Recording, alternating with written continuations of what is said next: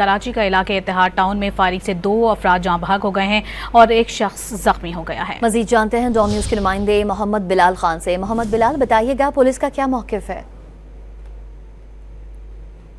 थाने की हदूद मोहम्मद खान कॉलोनी गुलशन चौक के करीब मुलजिमान की जानिब से फायरिंग की गई, जिसके नतीजे में शमन अली और मोहम्मद इसाक हुसैन जाँ भाग हो गए, जबकि एक शख्स अब्दुल्ला जख्मी हो गया।